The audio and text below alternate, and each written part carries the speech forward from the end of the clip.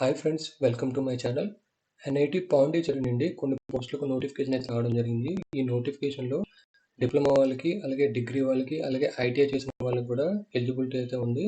So interested candidates మీరు ఆన్లైన్లో అయితే అప్లై చేసుకోగలరు. ఆన్లైన్ అప్లికేషన్ లింక్ కూడా మీకు డిస్క్రిప్షన్లో అయితే మీకు ప్రొవైడ్ చేయడం జరుగుతుంది. ఇప్పుడు మనం నోటిఫికేషన్ చూసుకుంటే ఎన్ఐటి పాండిచేరి నుంచి non teaching recruitment, direct recruitment, ఇది central government jobs. So permanent jobs, temporary అయితే కాదు. సో పర్మనెంట్ జాబ్స్ కోసం నోటిఫికేషన్ అయితే రావడం జరిగింది. ఆన్లైన్లో మీరు అప్లై చేసుకోగలరు. ముందుగా మనం గ్రూప్ బి పొజిషన్స్ చూసుకుంటే టెక్నికల్ అసిస్టెంట్ వచ్చేసరికి 6 పోస్టులు అయితే ఉండడం జరిగింది. అలాగే జూనియర్ ఇంజనీర్ 2 పోస్టులు, సూపరింటెండెంట్ వచ్చేసరికి 1 పోస్టు, అలాగే ఫార్మసిస్ట్ వచ్చేసరికి గ్రూప్ సిలో మనకి 1 పోస్టు, స్టెనోగ్రాఫర్కి 1 పోస్టు, టెక్నీషియన్ మనం చూసుకుంటే ఐటీఐ క్యాండిడేట్స్కి 8 పోస్టులు, అలాగే జూనియర్ అసిస్టెంట్ మనకి 3 పోస్టులకి వేకెన్సీ అయితే రావడం జరిగింది. సో ఈ నోటిఫికేషన్లో మీకు ఎలిజిబిలిటీ క్రైటీరియా మీకు ఈచ్ పోస్ట్కి ఒకసారి నేను ఇక్కడ ఎక్స్ప్లెయిన్ చేయడం జరుగుతుంది. ఈ వీడియో మీరు ఫుల్ వరకు చూస్తే మీకు టోటల్ కాన్సెప్ట్ అయితే మీకు అర్థమవడం జరుగుతుంది. ఫస్ట్ మనం చూసుకుంటే టెక్నికల్ అసిస్టెంట్ చూసుకుంటే, టెక్నికల్ అసిస్టెంట్కి వీళ్ళు యాక్చువల్గా నోటిఫికేషన్లో మనకి ఎడ్యుకేషనల్ క్వాలిఫికేషన్ కానీ ఏది ఇవ్వలేదు. సపరేట్గా మీరు పోస్ట్ వైజ్ మీరు డౌన్లోడ్ చేసుకోవాల్సి ఉంటుంది. సో టెక్నికల్ అసిస్టెంట్ మీరు చూసుకుంటే గ్రూప్ బి పోస్ట్ ఇది మీకు మినిమం ఎవరైతే జనరల్ కేటగిరీస్ ఉన్నారో 30 ఇయర్స్ లోపు అప్లై చేసుకోవచ్చు. సో క్వాలిఫికేషన్ మనం చూసుకుంటే first class or its equivalent BE BTech చేస్తుంటే మీరు పోస్ట్కి అప్లై చేసుకోవచ్చు. ఇది ఒక క్రైటీరియా. లేకపోతే డిప్లొమా, ఎవరైతే డిప్లొమా చేశారో వాళ్ళు కూడా ఈ పోస్టులకు అప్లై చేసుకోవచ్చు. అలాగే బ్యాచిలర్ డిగ్రీ సైన్స్ నుంచి ఎవరైతే చేశారో వాళ్ళు కూడా ఈ పోస్ట్కి అప్లై చేసుకోవచ్చు. లేదంటే master degree in science with 50% marks ఎవరైతే చేశారో వాళ్ళు కూడా ఈ పోస్ట్కి అప్లై చేసుకోవచ్చు. సో 4 మనకి క్వాలిఫికేషన్ ప్రొసీజర్ అయితే వాళ్ళు ఇక్కడ మెన్షన్ చేయడం జరిగింది. సో సెలెక్ట్ అయిన క్యాండిడేట్స్కి 1 ఇయర్ ప్రొవిజన్ అయితే ఉండడం జరుగుతుంది. దాని తర్వాత మీకు పర్మనెంట్ అయితే అవ్వడం జరుగుతుంది. సో ఇది టెక్నికల్ అసిస్టెంట్ సంబంధించిన క్వాలిఫికేషన్. నెక్స్ట్ మనం చూసుకోవచ్చు జూనియర్ ఇంజనీర్ చూసుకుంటే ఇది కూడా సేమ్ ఏజ్ లిమిట్. ఎవరైతే జనరల్ కేటగిరీస్ ఉన్నారో వాళ్ళు 30 సంవత్సరాల లోపు అప్లై చేసుకోవచ్చు. రిలాక్సేషన్ మీకు తర్వాత చెప్తున్నాను. సో జూనియర్ ఇంజనీరింగ్ మీకు ఫస్ట్ క్లాస్ బీఈ బీటెక్ మీరు సివిల్ కానీ ఎలక్ట్రికల్లో చేస్తుంటే అప్లై చేసుకోవచ్చు. అలాగే డిప్లొమా సివిల్ కానీ ఎలక్ట్రికల్లో చేస్తుంటే మీరు ఈ పోస్టులకి అప్లై చేసుకోగలరు. నెక్స్ట్ మనం చూసుకుంటే సూపరింటెండెంట్ మనం చూసుకుంటే ఇది కూడా గ్రూప్ బి పోస్టు. సో దీనికి కూడా సేమ్ ఏజ్ లిమిట్ మనకి 30 ఇయర్స్ లోపల ఉండాలి వితౌట్ రిలాక్సేషన్. సో క్వాలిఫికేషన్ మనం చూసుకుంటే బ్యాచిలర్ డిగ్రీ మీరు ఎనీ డిసిప్లిన్లో చేస్తుంటే మీరు ఈ పోస్ట్కి అప్లై చేసుకోగలరు. అలాగే లేదంటే మాస్టర్ డిగ్రీ విత్ 50% అగ్రిగేట్ చేస్తున్నా మీరు ఈ పోస్ట్కి అప్లై చేసుకోగలరు. అలాగే నెక్స్ట్ చూసుకుంటే మనకి మీకు కంప్యూటర్ అప్లికేషన్స్ మీద, వర్డ్ ప్రాసెసింగ్, స్ప్రెడ్ షీట్ మీద నాలెడ్జ్ అయితే ఉండాలి. అలాగే నెక్స్ట్ మనం చూసుకుంటే స్టెనోగ్రాఫర్ చూసుకుంటే మీకు 27 ఇయర్స్ లోపల ఉన్న ఈ పోస్ట్కి అప్లై చేసుకోవచ్చు. దీనికి మనం క్వాలిఫికేషన్ చూసుకుంటే ఇంటర్మీడియట్తో పాటు మీకు 80 వర్డ్స్ పర్ మినిట్ మీకు స్పీడ్ స్టెనోగ్రఫీ మీద నాలెడ్జ్ అయితే ఉండాలి. సో నెక్స్ట్ ఇక్కడ డిజైరబుల్ చూసుకుంటే కంప్యూటర్ మీద మీకు నాలెడ్జ్ ఉండాలి. ఇది డిజైరబుల్ మాత్రమే. ఎసెన్షియల్ మాత్రం మీకు intermediate plus 80 words per minute మీకు టైపింగ్ మీద నాలెడ్జ్ ఉండాలి. నెక్స్ట్ టెక్నీషియన్ మనం చూసుకుంటే ఐటీఐ క్యాండిడేట్స్కి ఒకసారి మీరు జాగ్రత్తగా చూడగలరు. మీకు లెవెల్ 3 అయితే మనకి ఇవ్వడం జరుగుతుంది. సో చాలా రేర్గా మనకి లెవెల్ 3 అయితే నోటిఫికేషన్స్ వస్తూ ఉంటాయి టెక్నీషియన్ పోస్టులకి. మీకు ఏజ్ వచ్చేసరికి ఎవరైతే జనరల్ కేటగిరీస్ ఉన్నారో వాళ్ళు 27 ఇయర్స్ లోపు ఉన్న వాళ్ళందరూ అప్లై చేసుకోవచ్చు. రిలాక్సేషన్ మీకు చెప్తాను. నెక్స్ట్ క్వాలిఫికేషన్ మనం చూసుకుంటే 10+2 ఇంటర్మీడియట్ సైన్స్ స్ట్రీమ్లో చేసి 60% ఉంటే అప్లై చేసుకోగలరు.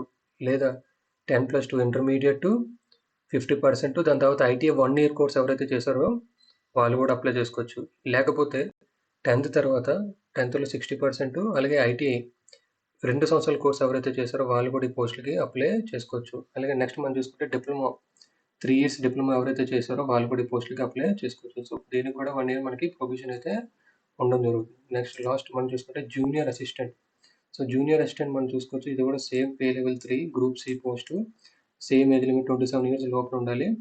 దీని క్వాలిఫికేషన్ చూసుకుంటే ఇంటర్మీడియట్తో పాటుగా మీకు 35 words per minute speed typing అయితే మీకు ఖచ్చితంగా ఉండాలి.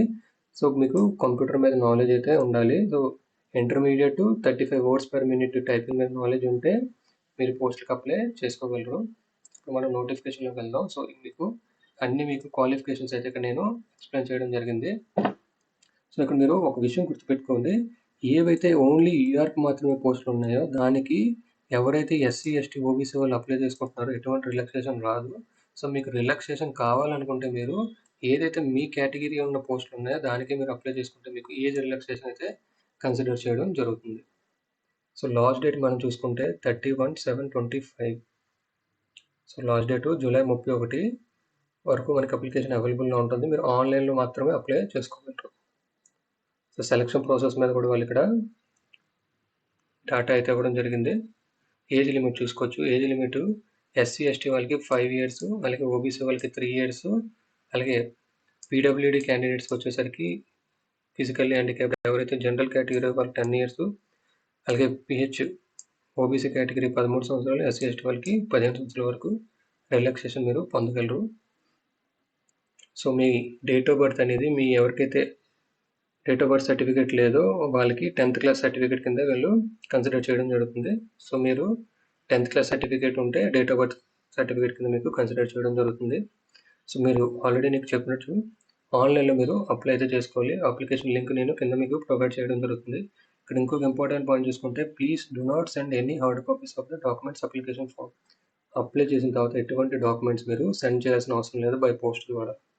షార్ట్ లిస్ట్ అయిన తర్వాత మీకు అప్లై చేసిన అప్లికేషన్ దాంతోపాటు సపోర్టివ్ డాక్యుమెంట్స్ మీరు డాక్యుమెంట్ వెరిఫికేషన్కి పట్టుకెళ్లాల్సి ఉంటుంది. ఇప్పుడు మనం ఫీజు కోసం చూసుకుందాం. ఫీజు వచ్చేసరికి non refundable fee. So fee ఎవరికైతే ఉందంటే జనరల్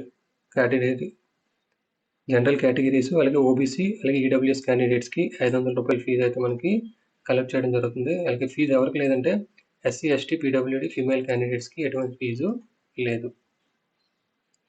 సో ఒకసారి మీరు ఎలిజిబిలిటీ క్రైటీరియా చెక్ చేసుకొని ఆన్లైన్లో అయితే మీరు అప్లై చేసుకోగలరు. సో మెయిన్ పాయింట్స్ మాత్రం నేను ఇక్కడ ఎక్స్ప్లెయిన్ చేయడం జరుగుతుంది. ఇప్పుడు మీరు ఆన్లైన్ అప్లికేషన్ అప్లై చేసినప్పుడు ఏదైనా కాలం మీరు బ్లాంక్ అయితే వదలకండి. ఇక్కడ మనం చూసుకుంటే candidate shall complete the online application in all respects without leaving any column blank. Apply చేసినప్పుడు ఏదైనా కాలంలోని మీకు అర్థం కాకపోయి లేదంటే మీకు ఆ కాలంకి సంబంధం లేకపోతే మీరు అక్కడ నాట్ అప్లికబుల్ ఎన్ఏ అని మీకు ఎంటర్ చేసి అప్లికేషన్ అయితే ముందుకు వెళ్ళండి. ఇక్కడ అదే మనం చెప్తున్నారు, incomplete application will be rejected, please enter not applicable if the information sort is not applicable. So ఆ కాలం మీకు అప్లికబుల్ కాకపోతే మీరు ఎన్ఏ అని రాసి మీరు అప్లికేషన్ అయితే ఫార్వర్డ్ అయితే అవ్వగలరు. సో ఇది ఎన్ఐటి పాండిచేరికి సంబంధించిన నోటిఫికేషన్. ఈ వీడియోకి సంబంధించి ఎటువంటి డౌట్స్ ఉన్నా కింద కామెంట్ సెక్షన్లో కామెంట్ చేస్తే నేను రిప్లై అయితే మీకు ఇవ్వడం జరుగుతుంది.